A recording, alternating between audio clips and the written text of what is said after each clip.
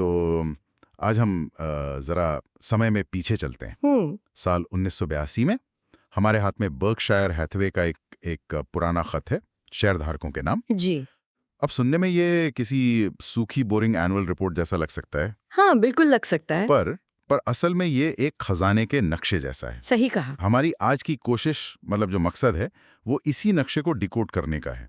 हम ये समझने की कोशिश करेंगे कि वॉरेन बफेट कैसे नंबरों के पीछे की असलियत देखते हैं, कैसे वो उस कहानी को पढ़ते हैं जो ज्यादातर लोगों को दिखाई नहीं देती। ये सिर्फ निवेश के बारे में नहीं है, ये सोच के एक खास तरीके के बारे में है। बिल्कुल। तो चलिए शुरू करते हैं। इस खत की शुरुआत ही एक बड़ी अजीब बात से होती है। कंपनी खुद ही अपने प्रदर्शन को मापने का पुराना तरीका खारिज कर रही है। हाँ। आमतौर पर तो कंपनियां ऐसा तब करती हैं जब उनके नंबर खराब आ रहे हो, है ना? हाँ, बिल्कुल। ये तो वही बात हो गई कि कोई तीरंदाज पहले तीर चला दे और फिर जहां तीर लगे उसके चारों ओर निशाना बना दे। सही है। ज्यादातर कंपनियां लक्ष्य तब बदलती हैं जब वो उसे भेद नहीं पाती। लेकिन यहाँ बर्कशायर कुछ और ही कर रहा था। क्या कर रहा था? वो कह रहे थे कि उनका पुराना पैमाना यानी ऑपरेटिंग अर्निंग्स प्रति इक्विटी कैपिटल अब उनकी असली आर्थिक कहानी, मतलब जो असलियत है, वो बता ही नहीं पा रहा। और ऐसा क्यों हुआ? मतलब अचानक उनका पैमाना गलत कैसे हो गया? क्योंकि उनका बिजनेस करने का तरीका बदल गया था। पहले वो पूरी की पूरी कंपनियां खरीदते थे, लेकिन अब वो बड़ी बड़ी बेहतरीन कंपनियों में छोटी छोटी हिस्सेदारियां खरीद रहे थे। अच्छा। और यहीं से अकाउंटिंग के नियमों और असलियत के बीच एक बड़ी खाई पैदा हो गई। अच्छा, तो यहीं पर असली खेल शुरू होता है ना? कागज पर कुछ और हकीकत में कुछ और। बिल्कुल। पत्र में दो तरह की कमाई का जिक्र है, एक अकाउंटिंग और दूसरी इकोनॉमिक। तो इनमें क्या फर्क है? इसे जरा आसान भाषा में समझते हैं। देखिए, फर्क जमीन आसमान का है और यही बफेट की सोच का पहला नियम है। उस कमाई पर ध्यान दो जो कंपनी रखती है, न कि सिर्फ उस पर जो वो आपको देती है। असली दौलत छिपी हुई कमाई में है। छिपी हुई कमाई? ये तो सुनने में बड़ा दिलचस्प लग रहा है। हाँ, देखिए, अकाउंटिंग के नियम ये कहते हैं कि अगर आपकी किसी कंपनी में मान लीजिए 20% से कम हिस्सेदारी है जी, तो आपकी कमाई में सिर्फ वो हिस्सा जुड़ेगा जो आपको डिविडेंड के तौर पर मिला है। अच्छा। उस कंपनी ने जो पैसा कमाया लेकिन अपने ही बिजनेस में वापस लगा दिया, जिसे अनडिस्ट्रीब्यूटेड अर्निंग्स कहते हैं, उसे आपकी कमाई में गिना ही नहीं जाएगा। वो पैसा एक तरह से गायब हो जाता है। एक मिनट, मतलब अगर मैंने किसी कंपनी में पैसा लगाया, हाँ, और वो कंपनी बहुत मुनाफा कमा रही है, लेकिन वो मुनाफा शेयरधारकों को देने के बजाय अपने बिजनेस को और बड़ा करने में लगा रही है, हाँ, तो मेरे अकाउंटिंग रिकॉर्ड में वो मुनाफा दिखेगा ही नहीं? बिल्कुल नहीं, जीरो।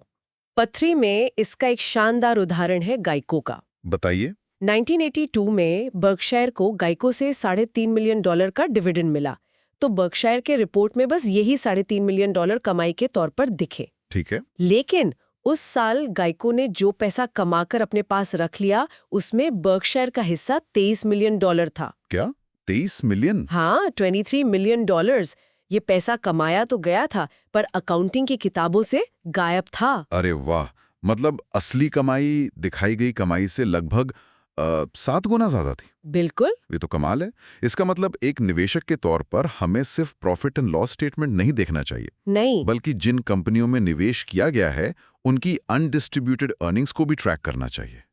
ज्यादातर लोग तो ऐसा नहीं करते होंगे। बिल्कुल नहीं करते, और बफेट इसी बात पर जोर देते हैं।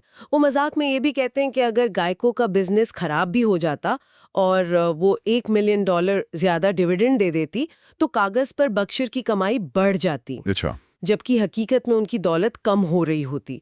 ये दिखाता है कि अकाउंटिंग के आंकड़े आपको कितना गुमराह कर सकते हैं। सही बात है। असली सवाल ये नहीं है कि आपकी हिस्सेदारी कितने प्रतिशत है। असली सवाल यह है कि कंपनी जो पैसा रख रही है उसे वो कितनी समझदारी से इस्तेमाल कर रही है। तो ये तो हुई कमाई के पीछे की छिपी हुई सच्चाई। लेकिन पत्र में यह भी कहा गया है कि पूरी कंपनी खरीदने से बेहतर है कि अच्छी कंपनियों में छोटी छोटी हिस्सेदारी खरीदी जाए। ऐसा क्यों, जबकि पूरी कंपनी पर आपका पूरा नियंत्रण होता है? क्योंकि शेयर बाजार आपको एक ऐसा मौका देता है जो आपको कहीं और नहीं मिल सकता। बफेट के लिखने की शैली बहुत बहुत मजेदार है। वो कहते हैं कि शेयर बाजार में लोगों का बर्ताव कभी कभी उन्मत्त अवसादग्रस्त लेमिंग्स की सेना जैसा होता है। उन्मत्त अवसादग्रस्त लेमिंग्स, हा, इसका क्या मतलब हुआ? देखिए, लेमिंग्स छोटे चूहे जैसे जानवर होते हैं। इनके बारे में एक कहानी मशहूर है कि वो बिना सोचे समझे झुंड में एक दूसरे के पीछे भागते हैं, भले ही सामने खाई क्यों ना हो। अच्छा। बफेट कह रहे हैं कि बाजार में निवेशक भी ऐसे ही हैं। कभी वो किसी शेयर को लेकर हद से ज्यादा उत्साहित, मतलब उन्मत्त हो जाते हैं और उसकी कीमत आसमान पर पहुंचा देते हैं। और कभी किसी बुरी खबर से एकदम निराश यानी अवसादग्रस्त होकर उसे कौड़ियों के भाव बेचने लगते हैं। और इसी उतार चढ़ाव में एक समझदार निवेशक के लिए मौका छिपा होता है। बिल्कुल। इसी भावनात्मक पागलपन की वजह से कभी-कभी दुनिया की बेहतरीन कंपनियों के शेयर आपको ऐसी कीमतों पर मिल जाते हैं जो उनकी असलियत से बहुत कम होती है। ये आपको उन कंपनियों में हिस्सेदार बनने का मौका देता है जिन्हें आप पूरी तरह से कभी खरीद ही नहीं सकते थे। लेकिन बफेट एक चेतावनी भी देते हैं। और वो क्या है? वो कहते हैं कि एक बहुत अच्छी कंपनी का शेयर भी अगर बहुत ऊंची कीमत पर खरीदा जाए तो वो सौदा आपके अगले 10 साल के मुनाफे को खा सकता है। मतलब कंपनी कितनी अच्छी है ये जरूरी है, लेकिन आपने उसे किस कीमत पर खरीदा ये उससे भी ज्यादा जरूरी है। एग्जैक्टली। लेकिन क्या ये सिद्धांत आज भी काम करता है? मेरा मतलब है, आज के दौर में जहां कंपनियां सालों तक बिना मुनाफे के चलती हैं और फिर भी उनके शेयर की कीमतें आसमान छूती हैं, क्या वहां सही कीमत का कोई मतलब रह गया? ये बहुत अच्छा सवाल है। आज की दुनिया में वैल्यूएशन के तरीके बदल गए हैं, लेकिन सिद्धांत, जो मूल सिद्धांत है, वो वही है। शायद आज बफेट ये कहते कि भविष्य के अनुमानों पर जरूरत से ज्यादा भरोसा मत करो। अगर किसी कंपनी की कीमत उसकी 10 साल बाद की कमाई पर आधारित है तो उसमें गलती की गुंजाइश बहुत ज्यादा है। सही बात। उनका नजरिया हमेशा जमीन से जुड़ा रहा है, आज की कमाई और आज की कीमत। ठीक है, तो एक तरफ तो बाजार आपको सस्ते में अच्छी कंपनियां खरीदने का मौका देता है, लेकिन पत्र में यह भी बताया गया है कि कभी-कभी कोई कंपनी कितनी भी अच्छी क्यों ना हो, अगर वो एक मुश्किल उद्योग में है तो पैसा बनाना लगभग नामुमकिन हो जाता है। हाँ, बीमा कारोबार इसका एक सटीक उदाहरण है। पत्र में इस उद्योग को लेकर काफी निराशाजनक बातें कही गई हैं। हाँ, और इसकी वजह समझना बहुत जरूरी है। बीमा उद्योग की 2 बड़ी समस्याएं बताई गई हैं। पहली, उद्योग में जरूरत से ज्यादा खिलाड़ी आ गए हैं, यानी सप्लाई बहुत ज्यादा है। ठीक है। और दूसरी, बीमा एक कमोडिटी उत्पाद है। कमोडिटी उत्पाद, इसे जरा समझाइए। कमोडिटी वो चीज होती है जिसमें अलग-अलग ब्रांड में कोई खास फर्क नहीं होता। पत्र में उदाहरण दिया गया है कि लोग कैंडी बार खरीदते समय उसके ब्रांड पर, जैसे कैडबरी या नेस्ले, उस पे ध्यान देते हैं। हाँ। लेकिन चीनी खरीदते समय ब्रांड की परवाह नहीं करते। चीनी बस चीनी होती है। बीमा भी कुछ वैसा ही है। ज्यादातर ग्राहकों के लिए एक कंपनी की पॉलिसी और दूसरी कंपनी की पॉलिसी में कोई भावनात्मक जुड़ाव या बड़ा फर्क नहीं होता। वो बस सबसे सस्ती पॉलिसी चाहते हैं। और जब उत्पाद में कोई फर्क ना हो और बेचने वाले बहुत सारे हों तो कीमत को लेकर गलाकाट मुकाबला होता है। सही पकड़ा। नतीजा होता है मुनाफे में भारी कमी। बफेट बताते हैं कि पहले इस उद्योग में एक सज्जनों वाला समझौता था, जहां कंपनियां कीमतें बहुत कम नहीं करती थीं। अच्छा। लेकिन फिर नई कंपनियां आईं जिन्हें बाजार में हिस्सा चाहिए था और उन्होंने कीमतें गिराना शुरू कर दिया। जब एक खिलाड़ी कीमत गिराता है तो बाकी सबको भी ऐसा करना पड़ता है और सबका मुनाफा खत्म हो जाता है। तो इस चक्रव्यूह से निकलने का रास्ता क्या है?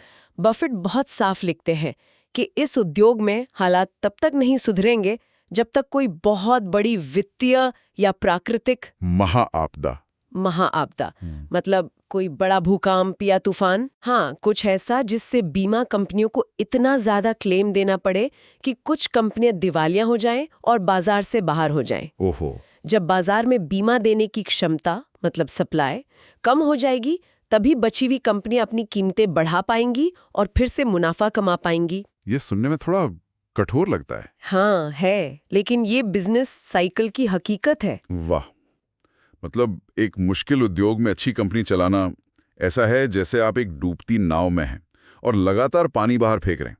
आप शायद दूसरों से ज्यादा देर टिक जाएं, लेकिन अंत में नाव तो डूबेगी ही। बहुत अच्छी उपमा है, यही उनका संदेश है।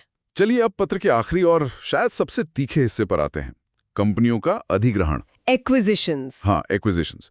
बफेट ने खुद की एक गलती का भी जिक्र किया है, जिसे वो एक्विजिशन फॉलीज ऑफ 1982 यानी 1982 की अधिग्रहण की महामूर्खताएं कहते हैं। हाँ, और यहाँ वो एक बहुत ही सरल लेकिन शक्तिशाली सिद्धांत देते हैं। क्या? अपनी कंपनी के शेयर जाली करके कोई दूसरी कंपनी तब तक मत खरीदो जब तक आपको बदले में उतना ही या उससे ज्यादा आंतरिक व्यापार मूल्य, मतलब इंट्रिंसिक बिजनेस वैल्यू, ना मिल रहा हो जितना आप दे रहे हैं। ये सुनने में थोड़ा मुश्किल लग रहा है, इसे आसान भाषा में समझाएंगे? जरूर। मान लीजिए आपकी कंपनी का एक शेयर बाजार में 50 रुपए का बिक रहा है, ठीक है। लेकिन आपको पता है कि आपकी कंपनी की असली कीमत के हिसाब से उस शेयर का मूल्य 100 रुपए है। ओके। अब आप एक दूसरी कंपनी खरीदना चाहते हैं जिसकी कीमत 100 रुपए है। अगर आप उस कंपनी को खरीदने के लिए अपने 2 शेयर जिनकी बाजार कीमत 50 + 50 100 रुपए है दे देते हैं, हाँ। तो आपको लगेगा कि आपने 100 रुपए के बदले 100 रुपए का सौदा किया। हाँ, ये तो बराबर का सौदा लगता है। लेकिन ऐसा है नहीं। आपने 100 रुपए की चीज पाने के लिए अपनी 200 रुपए की असली संपत्ति यानी 2 शेयर, हर एक की असली कीमत 100 रुपए, वो दे दी। ओहो। आपने अपने ही शेयरधारकों को 100 रुपए का चूना लगा दिया। ये घाटे का सौदा है। बफेट कहते हैं कि कंपनियां ये गलती बार बार करती हैं। लेकिन कंपनियां ये जानते हुए भी ऐसी गलतियां क्यों करती हैं? क्या ये सीईओ के अहंकार की वजह से होता है कि उन्हें अपनी कंपनी को बस बड़ा दिखाना है? बिल्कुल, ये एक बहुत बड़ा कारण है। पत्र में इस तरह के सौदों को सही ठहराने वाले तर्कों का मजाक उड़ाया गया है, जैसे हमें विकास करना है या हमारी कंपनी का आकार बड़ा होना चाहिए। बफेट एक शानदार उदाहरण देते हैं। सोचिए आपके परिवार के पास 120 एकड़ का एक बहुत उपजाऊ खेत है। ठीक।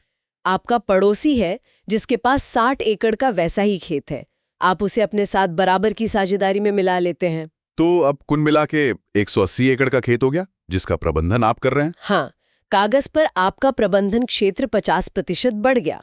आप कह सकते हैं कि आपने विकास किया है, लेकिन आपके परिवार का उस कुल 180 एकड़ में मालिकाना हक 66.6% से घटकर 50% रह गया। अच्छा। हकीकत में आपके परिवार ने अपनी 1/4 यानी 25% संपत्ति हमेशा के लिए खो दी। विकास के नाम पे विनाश हो गया। बिल्कुल। ये एक बहुत ही जबरदस्त उदाहरण है। ये पूरी बात को एकदम साफ कर देता है। आकार बढ़ाना और मूल्य बढ़ाना ये 2 अलग-अलग चीजें हैं। और ज्यादातर मैनेजर और बैंकर इस फर्क को या तो समझते नहीं या नजरअंदाज कर देते हैं। तो इस 40 साल पुराने खत को आज हमने डिकोड किया। अगर हमें आज के निवेशक के लिए कुछ मुख्य सबक निकालने हो तो वो क्या होंगे? मेरे हिसाब से 3 बड़े सबक हैं। पहला, बफेट का पहला नियम याद रखें। सिर्फ अकाउंटिंग के आंकड़ों पर मत जाइए, कंपनी की छिपी हुई कमाई यानी उसकी असली आर्थिक शक्ति को समझिए। दूसरा, बाजार के भावनात्मक उतार चढ़ाव को अपना दोस्त बनाइए, दुश्मन नहीं। जब दूसरे डर रहे हों तो लालची बनिए, लेकिन एक अच्छी कंपनी के लिए भी कभी जरूरत से ज्यादा कीमत मत चुकाइए। और तीसरा, जब भी कोई कंपनी अपने शेयर देकर दूसरी कंपनी खरीदती है तो हमेशा एक सवाल पूछिए, क्या इस सौदे से मौजूदा मालिकों के लिए मूल्य बन रहा है या नष्ट हो रहा है? क्या खेत बड़ा हो रहा है या खेत में हमारा हिस्सा कम हो रहा है? एग्जैक्टली। ये वाकई समय से परे की सोच है। ये नियम 1982 में जितने सच थे आज भी उतने ही सच हैं। बिल्कुल, यही क्लासिक विजडम की पहचान है। आज की हमारी इस गहरी बातचीत के बाद एक विचार हमारे श्रोताओं के लिए छोड़ जाते हैं। इस पत्र में बफेट ने अधिग्रहण के लिए कुछ बहुत सीधे सरल मानदंड बताए हैं जी। जैसे कि व्यापार सरल और समझने लायक होना चाहिए, उसकी कमाई की शक्ति लगातार बनी रहनी चाहिए और भविष्य के बड़े बड़े अनुमानों में उनकी कोई दिलचस्पी नहीं है। अब जरा सोचिए, आज के दौर के कितने तकनीकी अधिग्रहण मतलब टेक एक्विजिशंस जो अरबों डॉलर में होते हैं और जो सिर्फ भविष्य के अनुमानों, यूजर ग्रोथ और सिनर्जी जैसे शब्दों पर आधारित होते हैं, वो बफेट के इन सरल और समय की कसौटी पर खरे उतरे मानदंडों पर कितने खरे उतरेंगे?